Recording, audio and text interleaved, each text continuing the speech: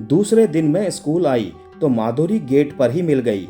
वो एक लड़के से हंस हंस कर बातें कर रही थी। मेरे संस्कार ही ऐसे थे कि मैं जिस किसी स्त्री पुरुष या लड़का लड़की को हंसते बोलते देखती तो मैं उनके संबंधों को लेकर सशंकित हो उठती। मेरे सोचने का नजरिया ही बदल गया था।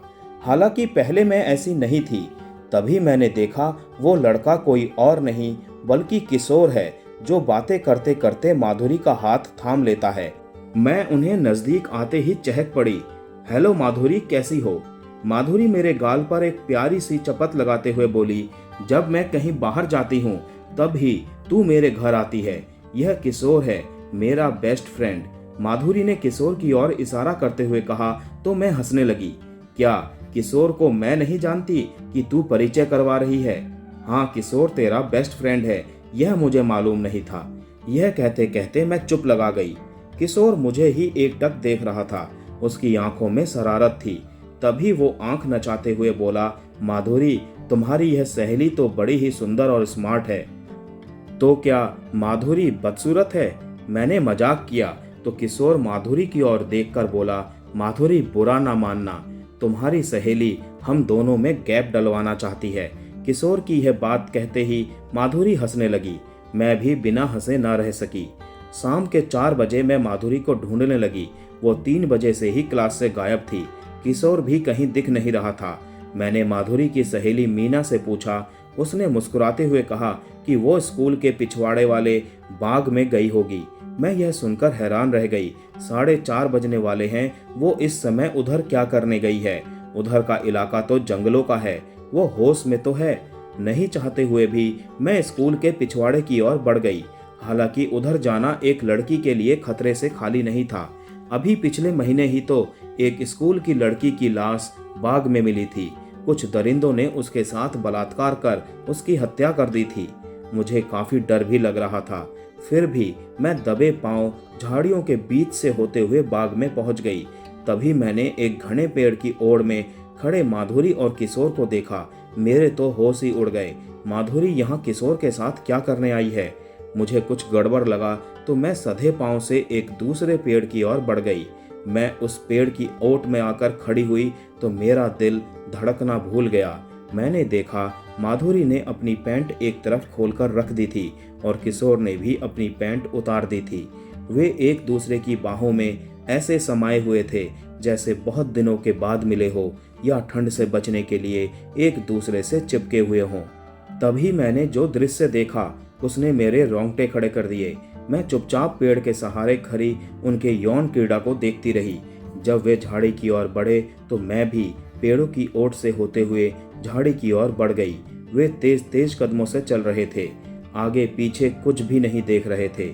जब वे झाड़ी को पार कर स्कूल के ग्राउंड की ओर बढ़े तो माधुरी की आवाज सुनाई दी, किशोर, तुम पहले जाओ, हम दोनों साथ साथ जाएंगे तो कोई शक कर सकता है। माधुरी यह कहकर इधर ही खड़ी हो गई। किशोर चला गया। किशोर के जाते ही मैं तेज कदमों से आगे बढ़ गई।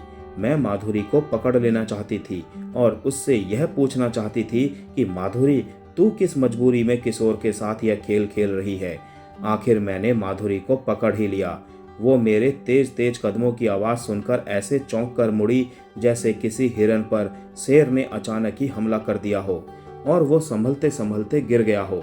माधुरी मुझे यहाँ देखकर हैरान ही नहीं बल्कि काफी डरी हुई थी।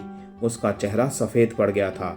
मैंने उसके कंधे पर हाथ रखते हुए कहा, तू तो मेरी सहेली है, कोई अपनी सहेली को देखकर ऐसे डरती है? मैं तो इधर तुमको ढूंढती हुई चली आई थी। अब बता, तू इधर क्या करने आई थी? माधुरी एक काफी सुलझी हुई लड़की थी। वो इतना तो जान ही गई कि मैंने सब कुछ देख लिया है। वो कोई बहाना ना करते हुए बोली, मैं क्या करूं काजोल? जैसे कोई युवक हस्त मैथुन का आदी हो जाता है वैसे ही मैं भी मर्दानी बाहों के स्पर्श की आदी हो गई हूँ। मैं चौंक गई थी। तू ये क्या कह रही है? मैं सच कह रही हूँ। एक शाम को मैं किशोर के साथ स्कूल के गेट से बाहर हुई तो वो बोला, चलो आज स्कूल के पिछवाड़े वाले बाग में चलते हैं। मैं तैयार हो गई। हम बाग में पहुंचे तो किशोर ने अचानक ही मजाक मजाक में मेरी छाती पर हाथ फेर दिया। मैं सच कह रही हूँ, मेरे रोम रोम खड़े हो गए, पूरे बदन में सिहरन सी दौड़ गई। किशोर ने एक कुशल खिलाड़ी की तरह फिर दोबारा मेरे पास आकर मेरे कंधे को सहला दिया। और उसकी बाहों का पहला पहला स्पर्श एक स्त्री के लिए कितना अलौकिक, कितना आनंदमय और कितना सुखद होता है, इसकी अनुभूति मुझे उस दिन ही हुई। अब मैं भी किशोर के शरीर पर हाथ फेरने लगी। स्त्री बाहों के स्पर्श से वो भी पहली बार ही परिचित हुआ था। हम एक दूसरे को स्पर्श करते करते इतने उत्तेजित हो उठे कि हम कब निवस्त्र हो गए होश ही न रहा।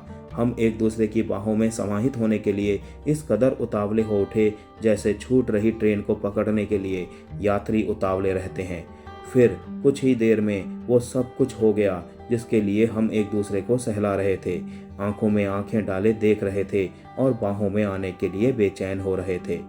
जाने क्यों सहवास के बाद मुझे बड़ा ही अफसोस हुआ, लेकिन मैं अगले दिन खुद ब खुद ही किशोर के पास पहुंच गई। वो भी मेरा ही इंतजार कर रहा था। इस तरह मैं रोज ही इसे ना दोहराने का संकल्प लेती हूँ और दूसरे ही दिन अपने आप ही किशोर के साथ बाग की ओर बढ़ जाती हूँ। यह मर्दानी बाहों के स्पर्श का ही जादू है जो चाहकर भी मैं या किशोर स्वयं को रोक नहीं पाते हैं। हमें इसका चस्का लग गया है।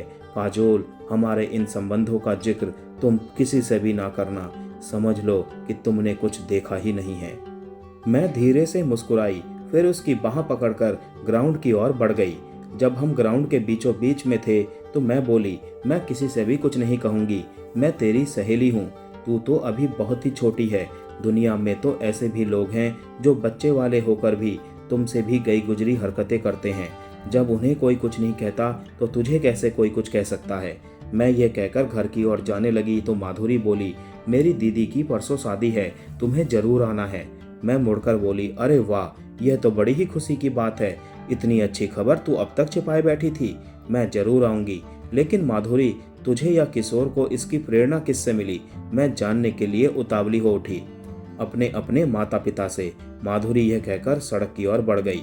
मैं हैरान परेशान शाम के 6 बजे लौटी तो मम्मी आ गई थी और पापा फिर से टूर पर चले गए थे। मैं मम्मी से मिलकर अपने कमरे में आ गई।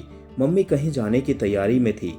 उसने मेरे कमरे में आकर कहा, फ्रिज में खाना रखा हुआ है, जब भूख लगे तो निकाल कर खा लेना, और हाँ, मेरा इंतजार मत करना। यह कहकर मम्मी चली गई। मैंने उनसे यह भी नहीं पूछा कि वह पूरी रात अकेली कहाँ रहेगी, क्योंकि मुझे पता था कि वो पूरी रात वेदांत अंकल के यहाँ रहेंगी। वो वेदांत अंकल से अपने संबंधों को मुझ पर जाहिर नहीं होने देना चाहती थी, जबकि मुझे सब कुछ पता था। मैं मम्मी के जाते ही विचारों में खो गई। बाहों का स्पर्श क्या इतना आनंददायक होता है कि उसके बिना माधुरी जी नहीं सकती है। मम्मी मुझे अकेली छोड़कर वेदांत अंकल की बाहों के स्पर्श का मजा लूटने चली गई है। रवीना पापा के बिना नहीं रह पाती है। क्या आइसक्रीम और बर्फी से ज्यादा स्वाद साथ साथ सोने में होता है? मैं नहीं मानती, यह सब झूठ है। जीवन के सारे सुखों से भी बढ़कर जिस्मानी सुख भला कैसे हो सकता है? मैं यह सोचते सोचते झपकी लेने लगी तो मुझे अचानक ही याद आया कि मुझे तो अभी खाना भी खाना है। मैंने उठकर फ्रिज खोला, खाना निकाला। भूख तो उतनी थी नहीं। एक आध रोटी खाने के बाद थाली एक तरफ सरकाकर बिना हाथ धोए ही बिस्तर पर निढाल पड़ गई। सुबह आंख खोली तो अखबार पर नजर जा टिकी। खिड़की से जाने कब अखबार फेंक गया था अखबार वाला। अखबार के मुख पृष्ठ पर नजर पड़ते ही मुझे तो पसीना छूट गया। हमारे इलाके की एक ऐतिहासिक मस्जिद को धर्मांधों ने ढा दिया था। मैं सरसरी नजरों से खबर पढ़ने लगी। जहाँ जहाँ मुस्लिम आबादी वाली कॉलोनियाँ थीं, वहाँ वहाँ कर्फ्यू लगा दिया गया था। हमारा घर जिस कॉलोनी में था वहाँ मुस्लिमों की संख्या काफ़ी थी। मैंने खिड़की से झांक कर देखा, गलियों में सन्नाटा छाया हुआ था। पुलिस गश्त कर रही थी। मेरा सुबह का सारा प्रोग्राम फेल हो गया। मुझे माधुरी के घर जाना था, इसीलिए नहा धोकर किचन में कल की ब्रेड पड़ी हुई थी, उसे सेंक कर नाश्ता कर लिया और बेडरूम में आकर टीवी देखने लगी। मैं घूमने फिरने वाली लड़की कमरे में बंद होकर रह गई थी। मम्मी तो अब आने वाली थी नहीं। पापा का भी इंतजार करना बेकार था। हमारी कॉलोनी में कुछ ज़्यादा ही कर्फ्यू का असर था। मुस्लिम ज़्यादा थे। मैं रात को जो किचन में था वही खाकर सो गई। रात के 12 बज रहे थे।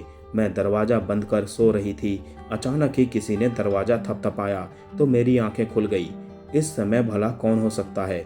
मम्मी पापा में से तो कोई होगा नहीं। मैं दरवाज़ा खोलने के पक्ष में नहीं थी। तभी फिर दरवाजे पर थपथपाहट की आवाज़ हुई। मैं चौकन्ना होकर बिस्तर से उठ खड़ी हुई और दरवाजे के पास जाकर बोली, कौन है इतनी रात को परेशान कर रहा है? उधर से धीमी आवाज़ आई, देखिए मैं एक हिंदू हूँ। यह इलाका मुस्लिम बाहुल्य होने के कारण मेरी जान को खतरा है। बाहर पुलिस गश्त कर रही है। मैं सुबह से यहाँ फंसा हुआ हूँ। आप दरवाज़ा खोलकर मुझे पनाह नहीं देंगी तो ये लोग मुझे जान से मार देंगे। बाहर जाकर गश्त कर रही पुलिस से सहायता मांगो। मैं घर में अकेली हूँ। दरवाज़ा किसी भी कीमत पर मैं नहीं खोल सकती। तुमसे मेरी जान को भी तो खतरा हो सकता है, मैंने दबी आवाज़ में ही कहा। मुझ पर विश्वास कीजिए, पुलिस 2 व्यक्तियों पर गोली चला चुकी है। उसे बाहर किसी को भी देखते ही गोली मार देने का आदेश है। यहाँ पर मैं सुरक्षित इसीलिए हूँ क्योंकि आसपास में कोई नहीं है। पुलिस भी इधर नहीं है। अगर पुलिस इधर आ गई तो शायद ही मैं बच पाऊंगा। वो कहते कहते रो पड़ा। मुझे उस पर दया आ गई। वो सचमुच ही मुसीबतों से घिर गया था। मैंने कांपते हाथों से दरवाज़ा खोल दिया। वो यही कोई 20-21 वर्ष का एक लड़का था। भय और दहशत के मारे वो थर-थर कांप रहा था। उसके चेहरे से बेचारगी टपक रही थी। वो कांपते पांव से अंदर आया और धम से सोफे पर बैठ गया। एक गिलास पानी पिला दीजिए, सुबह से ही प्यास लगी है। मैंने लाइट जलाई और जाकर एक गिलास पानी ले आई। वो एक सांस में गिलास का सारा पानी पी गया। फिर बोला, एक गिलास और। अब समझ में आया जान कितनी प्यारी होती है। आप तो अंदर बैठी है ना, बाहर भेड़ बकरी की तरह लोग एक दूसरे को काट रहे हैं। मैं जाने कैसे बच गया। वो कल 3 गिलास पानी पी गया, तब कहीं जाकर वो कुछ सामान्य हुआ। मैं पलंग पर बैठती हुई बोली, आप इधर कैसे फंस गए? वो बोला, अरे कुछ मत पूछिए, मैं इधर मम्मी की साड़ी एक दुकान पर लौटाने आया था। दुकान से साड़ी लौटाकर जब बाहर निकला तो सारा दृश्य ही बदल गया था। चारों तरफ आपस में लोग मर कट रहे थे।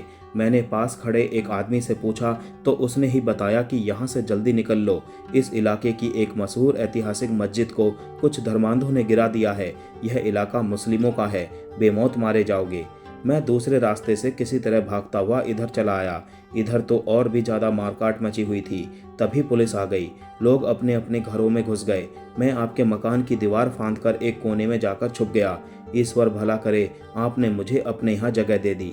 अरे अरे, ऐसी कोई बात नहीं, आप सोफे पर इत्मीनान से लेट जाइए।